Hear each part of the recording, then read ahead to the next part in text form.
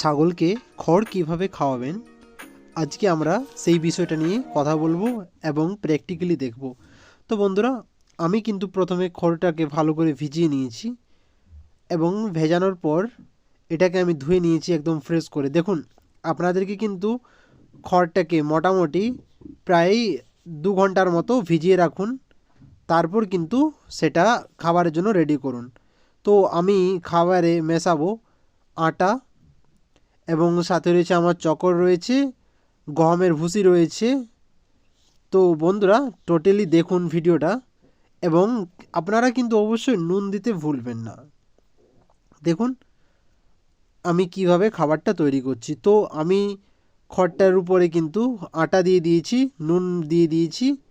এরপর আমি দেব এই যে এটা হচ্ছে গমের ভুসি।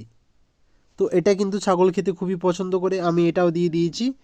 এবং এরপর আমি আপনাদেরকে দেখাচ্ছি যে এই যে দেখুন,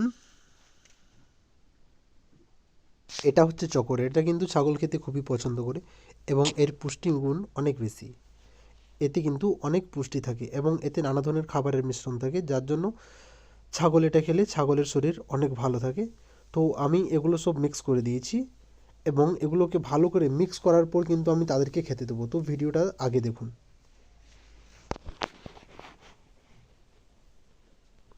খুবই ভালো করে মিক্স করুন যাতে সমস্ত খড়ে এগুলো লেগে যায়, তাহলে ছাগল কিন্তু খেতে খুবই ভালোবাসবে। এবং এগুলো করার ফলে কিন্তু ছাগলের যে শুকনো খাবারের চাহিদা সেটাও মিটবে, ছাগল কিন্তু ঠিকঠাক মতো পুষ্টিও পাবে এবং ছাগলের পেটও ভরবে। তো বন্ধুরা, ভিডিওটা দেখুন এবং আমি তাদেরকে এরপর খাওয়াচ্ছি।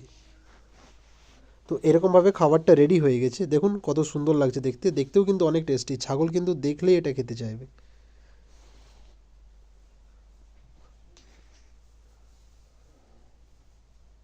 একদম ঝুরঝুরে খাবারটাকে বানিয়ে নিয়েছি যাতে তাদের চেটে চেটে খেতে সুবিধা হয়। দেখুন ওরা কত মজা করে খাচ্ছে, এক এক জায়গাতে প্রায় সবাই চলে এসেছে এবং এই খাবারটা কিন্তু তারা খুবই পছন্দ করে। তো আপনারাও এই মতো খড়টাকে ভালো করে রেডি করুন, তাহলে দেখবেন আপনাদের ছাগলও কিন্তু ঠিকঠাক মতো খাবে।